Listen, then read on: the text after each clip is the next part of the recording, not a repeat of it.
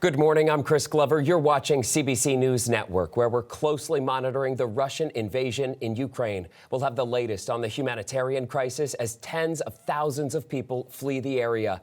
Plus, several new developments this morning around sanctions against the Putin regime. But we begin with the intensifying battle in Ukraine's capital city. And the duo that helped make Canadian history joins us now. Thank you so much, Laurence and Katie, for being with us this morning. We appreciate it. And congratulations on your medals. Thank you so much. Okay, so Katie, let's start with you because I understand this is your first medal. Has the accomplishment sunk in yet? No, not really. It's still sinking in. I want to give you a bird's eye view of Jurassic Park. This is the biggest party in the country for the NBA Finals, and these fans have waited 24 years in order to get to this moment. So what's a little bit of rain? They certainly don't seem to mind. There's been a lot of champagne flying off of these buses, so you can imagine people are probably catching some good vibes. I caught one of the corks. I plan to give that to you, Dwight, as a little souvenir of this parade because it is something to remember. And I am just so privileged to be right in the middle of it all. It had to be one of my highlights of the day, and I promised you I would keep that cork. I'm holding it in my hand, showing it to the audience now. I have it for you. I can't wait to give it to you when you get back to work.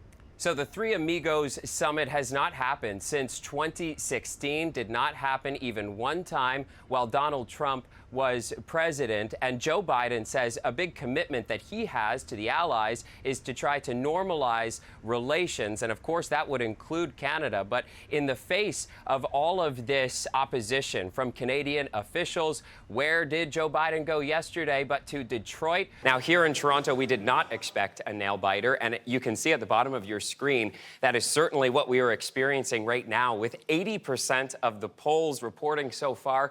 John Tory with an astounding lead there of 63% support. Jennifer Keesmaat down around 23%. That would be a disappointing finish for her with that low of a number. But John Tory around 63%. That would be a huge number for him, well more than he got in 2014 with around 40% of the vote. Let's bring Lauren Pelly back in now. Hey, Lauren, I'm sure people in that room are starting to see these numbers as we are. How are they reacting? We're exactly where we plan to be. We want to do this right for the people of Ontario, and that's what we're going to do. We learn as we go, and we increase our speed. Here's the problem. When people hear that you're right where you wanted to go, we are obviously comparing where we are at to the rest of the country. And according to the site tracker, COVID-19tracker.ca, Ontario is last among all of the provinces for administering the vaccine at roughly 77 doses per 100,000 people. And that is far behind the rate in other provinces. So what specifically is going wrong in Ontario compared to the other provinces? The halls of a Toronto school are getting quite the makeover right now, thanks to Indigenous artist Phil Cote. And Yelena Adzik has been checking it out for us. I know the wet paint signs are still up over at that school.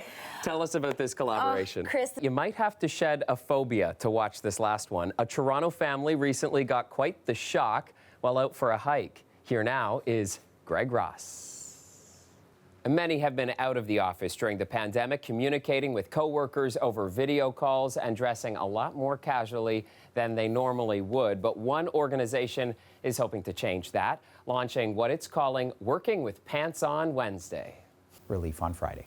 Hey, pal, do me a favor, and in December, when we have minus 30, remind me of this stretch of hot weather. Yeah, and by the way, I noticed the camera panned out a little bit there. Yeah, just to prove you are wearing pants on. That's our director, Max, I'm sure. Yeah. Thanks, Nick. All right, you bet.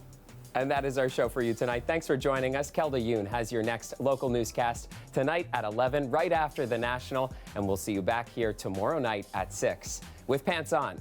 Have a great night.